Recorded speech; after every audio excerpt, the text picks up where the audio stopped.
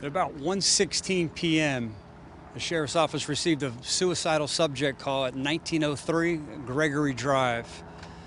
The, the caller, who was a family member, called and advised the subject had cut his wrist in an attempt to take his own life. We send a deputy to the scene. Deputy arrives on scene, comes into close proximity of the subject. At that time, the subject got up out of a chair, raised the knife in an aggressive manner, and began advancing towards the deputy. The deputy implored the subject to drop the knife. He refused, forcing the deputy to deploy his service weapon.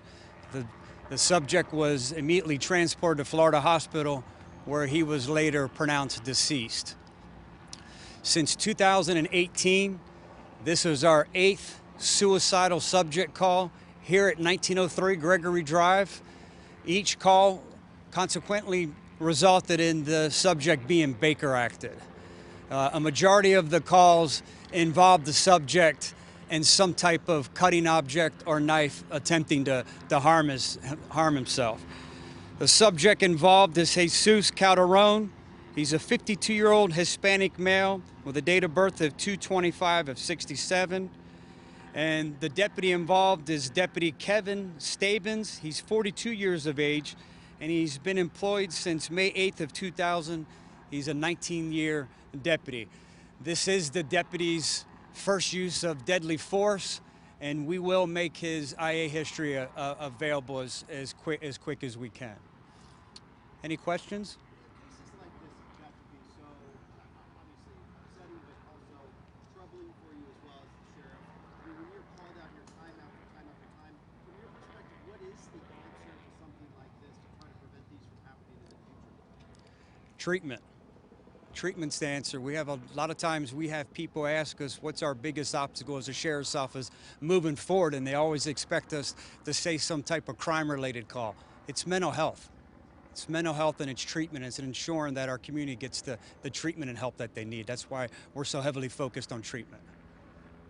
Why was non-lethal not an option? Because it was a close proximity, number one, and number two, just no time. The deputy had no time. It happened so fast.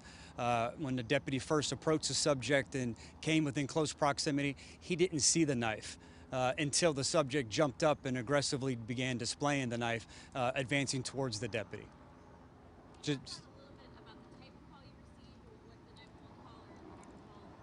Suicidal subject call where a family member called and said that the subject was attempting to take his own life by cutting his wrist. What does it say, the fact that you've been called out for this person so many times, over and over and over again, and this is how it ended up, what it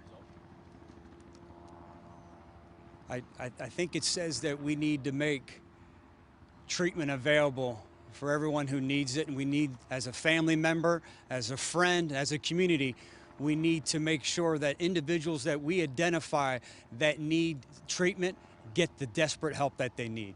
Sheriff, how is the deputy doing? Imagine having to be the one. He's visibly emotional. He's upset.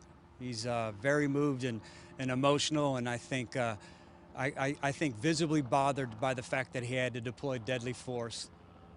They had a body camera? He did not. Yes, we transported a family member who became quite emotional when she learned of his passing, and as a precaution, we asked her to be transported to the hospital just to make sure that she was okay. Was there one shot, two shots? I didn't know. We haven't figured that out. It's too early for us to tell. Right now, these details are preliminary. We're still investigating and conducting a thorough investigation at this time. So how many times the deputy fired, I don't have that exact number right now. Were the instructions to drop the knife, were they given only in English? Was a language barrier potentially an issue here at all? I don't know. I can't answer that. Like I said, again, just as extremely preliminary, we were more concerned with getting the details out that we knew at this time.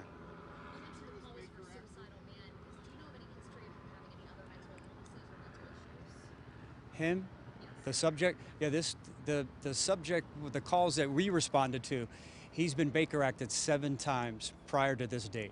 This will be the 8th suicidal subject call involving this person. If he's Baker active, why isn't he getting any type of treatment? Where's the failure in the system?